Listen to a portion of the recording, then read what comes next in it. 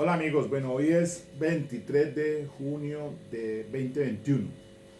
Continuando y ya para finiquitar el tema del concurso aparente de leyes, el de el antefacto y postfacto no punible o copenados, que es una situación, sobre todo esta última, bien difícil de comprender. Sin embargo, siguiendo, como les decía ayer, en la obra del maestro Luis Enrique Romero Soto, concurso aparente de leyes, hechos copenados, pues vamos a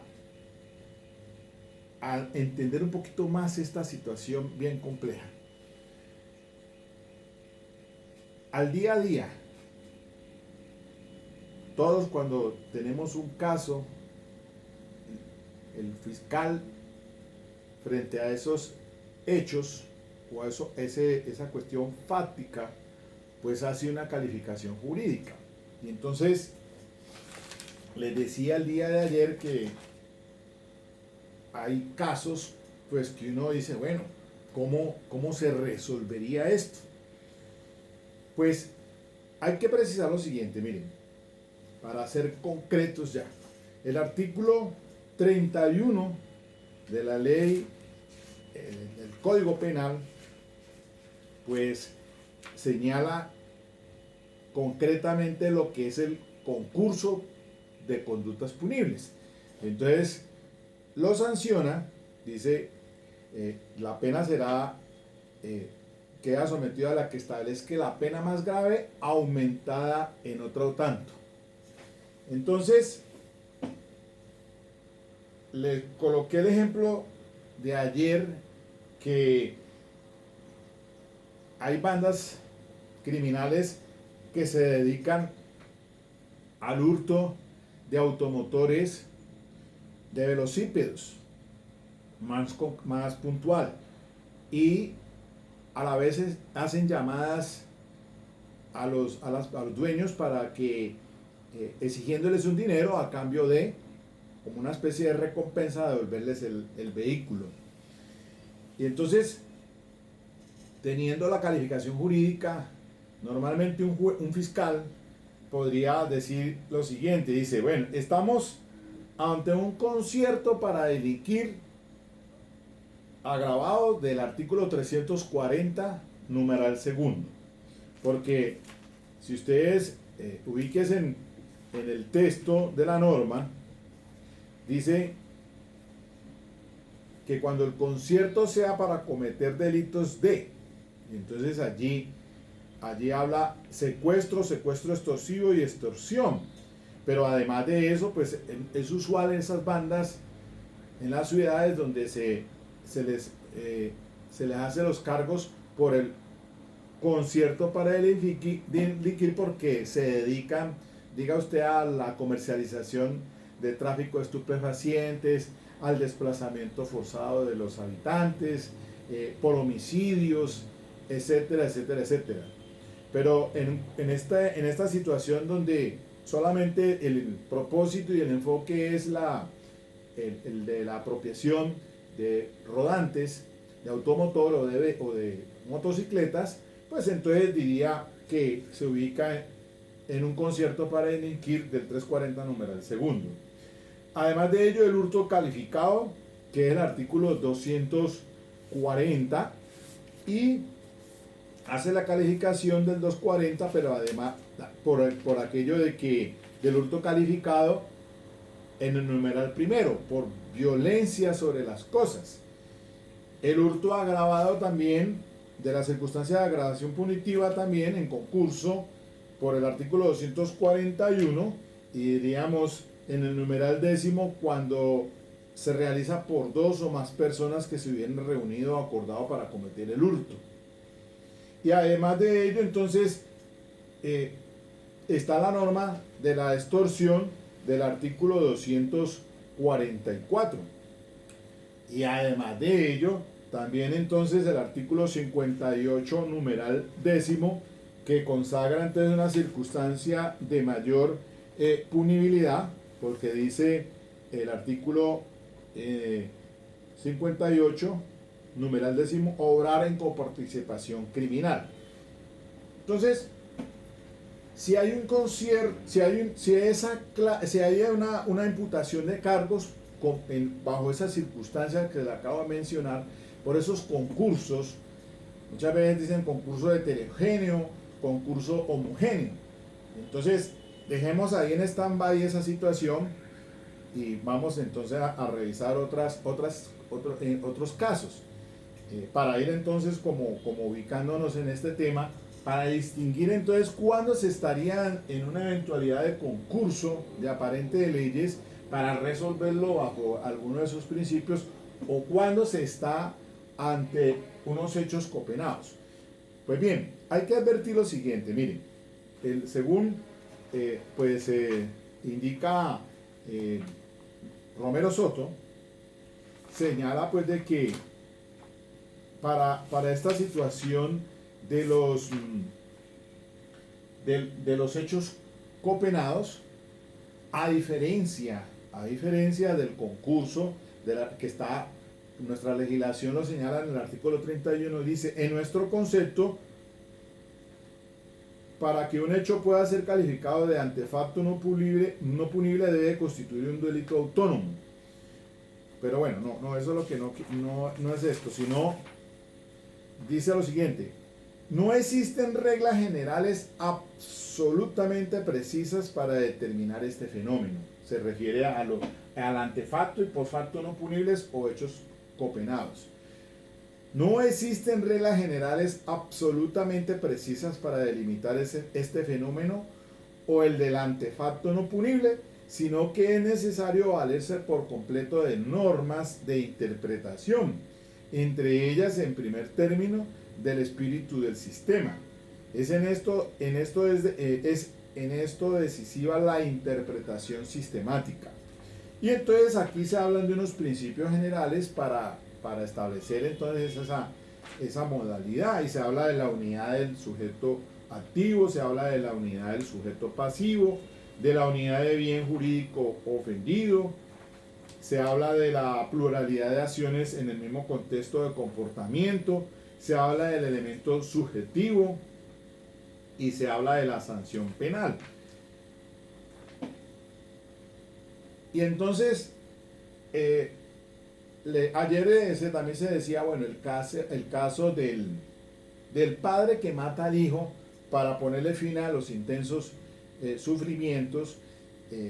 Entonces, ¿cómo se resuelve? Si está ubicado en el concurso aparente de leyes, porque les explicaba yo de que allí se estaría dando un homicidio agravado del 104, pero también se da la figura del homicidio pietístico del 106.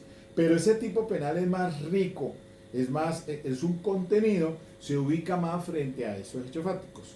O sea que allí no habría ningún problema, y lo advertiría un fiscal, pues simplemente diría: no, vamos a imputarle cargos solamente por el homicidio pietístico, homicidio por piedad, del artículo 106, y se aplicaría alguna de estos principios, porque no podría un fiscal pues salir a decir: no, es que hay un concurso de homicidio agravado por el tema del parricidio, y además de ello el asunto pues del homicidio pietístico. No, eso no se resolvería de esa manera. Pero entonces ahí ubíquese en el primer plano del concurso aparente de leyes.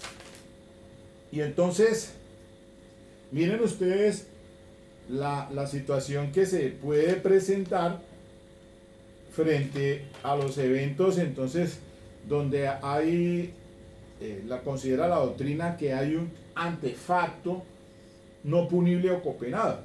Y entonces se cita, por ejemplo, los casos de los actos sexuales violentos, y allí estamos en el artículo 206 del Código Penal, acto sexual violento, 206, y también seguidos de acceso carnal violento del artículo 205. Eso sería para resolver bajo esta modalidad de hechos copenados. Lo mismo de los actos sexuales abusivos con menor de 14 años del artículo 209, seguidos del acceso carnal abusivo con menor de 14 años del artículo 208. Porque un fiscal podría decir, no, mire, se le van a hacer cargos porque se está frente a un acto sexual abusivo en concurso homogéneo, seguido del acceso carnal abusivo con menor de 14 años. O dígase usted donde ha habido algunos tocamientos sucesivos y además de eso el acceso carnal. Entonces, bajo esas circunstancias, habría que examinar entonces si se está ante esta figura del hecho copenado y cómo se resolvería, porque es que acá miren ustedes que la situación es que el hecho copenado no hay duda de que al menos formalmente se deben aplicar 2 o más disposiciones legales, pero por consideraciones de diversa índole solo se aplica una. Es decir, no le imputaría los actos sexuales violentos, para el primer caso que menciono, sino solamente el acceso carnal violento.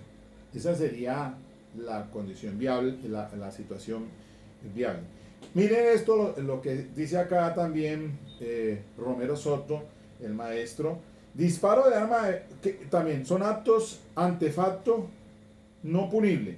Disparo de arma de fuego sobre un vehículo en movimiento, seguido de heridas o muertes de los pasajeros. Lo hemos considerado, dice el autor, reiterando el concepto que de peligro concreto, o sea que cabe la absorción del delito de menos gravedad, en ese caso el peligro común, por el de daño, y sería o lesiones o en su caso homicidio. Traen en la colación lo siguiente también, mire, los ejemplos que plantea de Maurach, hay copenado acto previo en los siguientes casos. Primero, tentativa seguida en contexto de acción por el homicidio consumado. Eso decía este tratadista, Maurach. Segundo, aún en el caso de que con posterioridad se repita con éxito la acción homicida, siempre que haya sido ejecución del mismo propósito inicial. Tercero, en posesión de elementos para fabricar moneda falsa y la fabricación de la misma. También traen en la colación aquí, citando a Maurach, los actos posteriores copenados. ¿Cuáles serían esos ejemplos? Primero, destrucción por el ladrón de la cosa robada. Segundo, enajenación por el ladrón de la cosa robada. Tercero, cobro de un saldo valiéndose de una libreta de ahorros robada. Sin embargo, para Maurach hay concurso en uso de documento falso para cometer una estafa, en el uso del documento sustraído ilícitamente y con el cual se estafa a una persona, en la apertura que el ladrón haga de la carta que se acabó de robar. Mientras que para otros autores no hay copenado cuando se comienza, por ejemplo, un delito calificado y se termina por cometer uno nuevo, pero simple. Por ejemplo, se tiene la intención de cometer hurto calificado, se inicia y se comete homicidio simple. Entonces ahí no habría, dice que no hay copenado, sino el concurso. Entonces habrá tentativa de homicidio calificado y en concurso con el homicidio simple, es el delito de resultado. Tampoco cuando se pretende cometer un homicidio y se termina por cometer unas lesiones personales. Habla también Maurach de que allí en esa modalidad pues habría un concurso, entonces tentativa de homicidio y a la vez entonces las lesiones personales. O cuando se ejecuta una estafa y al fracasar la estafa se lleva a cabo una extorsión o un hurto. Robo, decía aquí, pero hurto. Entonces, habrá en esas circunstancias, en la estafa de modalidad tentada será, y entonces se acaba por el delito resultado, que es extorsión en concurso con el extorsión o el hurto. También que los delitos de peligro, póngale cuidado a esto, también que los delitos de peligro solo son copenados cuando el peligro no es mayor que el daño, sino menor, y se trate además del mismo bien, y no sean delitos de peligro abstractos, sino concretos. Allí entonces, miren ustedes que la situación pues es bien compleja. Sin embargo, el doctor Romero Soto, llegaba a unas conclusiones en el tema de los hechos copenados y dice lo siguiente, dejó sentado en esta obra que les acabo de leer: nuestra legislación, como la italiana y la alemana, consagran situaciones en que es posible la aplicación de la doctrina del hecho copenado que, como se deja dicho, responde a consideraciones de política criminal más que a reglas de estricta interpretación. Se trata de situaciones que deben ser globalmente apreciadas y en las que, de acuerdo con los modos de ser comunes en la sociedad, se aprecia unidad de comportamiento por cuando se trata de hechos que, con frecuencia, suelen presentarse unidos. Ciertamente el legislador los ha contemplado aparte para erigirlos como delitos, pero socialmente puede estimarse que, dadas las circunstancias de que uno suele ir acompañado del otro, es suficiente la pena de uno de ellos, así haya que aumentarla proporcionalmente para sancionarlos a ambos. No se trata de hechos que, no obstante configurar delitos autónomos, el legislador haya incorporado a otros delitos para conformar los delitos complejos o compuestos. Ya atrás se hizo la correspondiente diferenciación entre unos y otros. En estos casos es el mismo legislador el que ha tomado en cuenta esa conjunta presentación de los hechos y ha creído mejor unirlos en una figura típica para conformar un delito. El intérprete, en determinados casos, puede hacer lo propio, basándose en las mismas razones del legislador. Se trata de una forma de analogía de la admisible, es decir, de la llamada in bonam partem, por cuanto se favorece al culpable imponiéndole, en vez de las penas correspondientes a cada delito, una sola, así sea aumentada. Es claro que un intérprete riguroso, por ejemplo, un juez severo o un fiscal severo, no admitirá esta figura del hecho copenado por cuanto en estricto derecho se trata de un concurso verdadero de delitos. Pero las situaciones, y este caso es estrictamente situacionado, entre paréntesis, dice el maestro Romero, ameritan que en algunas ocasiones se opte por la vía del menor rigor. Lo que acaba de decirse sobre el carácter situacional nos sirve para hacer una última reflexión. No se pueden dar reglas abstractas sobre el manejo del hecho copenado. Esto lo han advertido la mayor parte de los autores y es bueno reiterarlo. No habiendo normas legales que lo consagren, está por entero entregado al buen juicio, al sentido de justicia del intérprete, y así debe entenderse para evitar que se piense en que las consideraciones que se dejan expuestas tienen vigencia para toda clase de situaciones. Pues esta reflexión que hacía el maestro Romero Soto lo plasmó en esta obra que se terminó de imprimir por allá en el año de 1993, ayer nomás, pero todavía son personas, situaciones que están vigentes como reflexión de tema jurídico frente a estas situaciones que al día a día se presentan. Y entonces ahora sí, volviendo al tema que dejé en stand-by sobre el hurto en este caso de vehículos automotores y motos particularmente, diríamos nosotros, bueno, pero ¿por qué habría que meter la extorsión en concurso? Sabiendo que, pues, como empresa criminal, ya de por sí el artículo 340 está manejando como delito autónomo, independiente, en el inciso segundo, la situación de cuando el concierto para delinquir se comete con esos fines. Y además de eso, pues ya hablamos del hurto calificado, agravado o cualquier otra circunstancia. Además, porque habría que tampoco, no se podría tampoco, por ejemplo, por no quebrantar el principio del non bis in idem, en que tenga que, por ejemplo, si ya hay una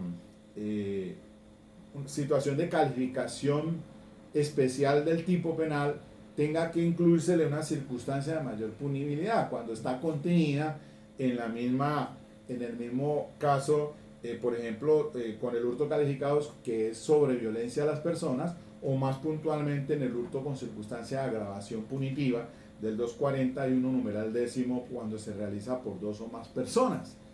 O tampoco podríamos decir que se tipifique, porque pues si el concierto para delinquir en cierta forma ya es la misma empresa criminal como tal, como delito autónomo, habría que decir, bueno, estaríamos más bien por entrar a establecer un concurso por el hurto, más bien por el hurto calificado, en el que del 240 número el primero, cuando se realiza con violencia sobre las personas, sobre el 240 sobre las cosas, perdón, violencia sobre las cosas del numeral primero. Entonces, así, bajo esas circunstancias, es que podría uno decir, bueno, vamos a mirar a ver también las incidencias que tiene esto para negociar.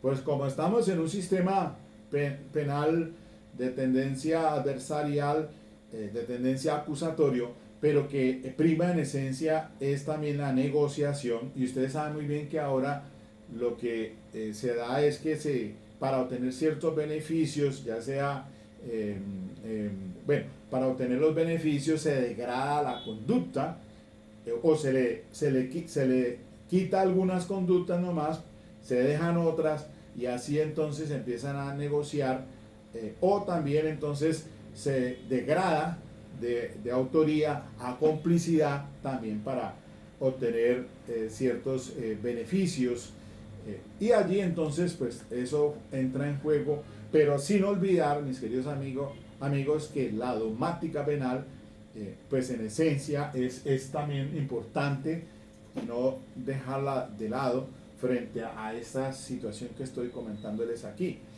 No porque estemos ante una justicia negociada, pues entonces deje de estarse frente también a esta situación de que se advierte se advirtió por el maestro Romero Soto sobre los hechos copenados.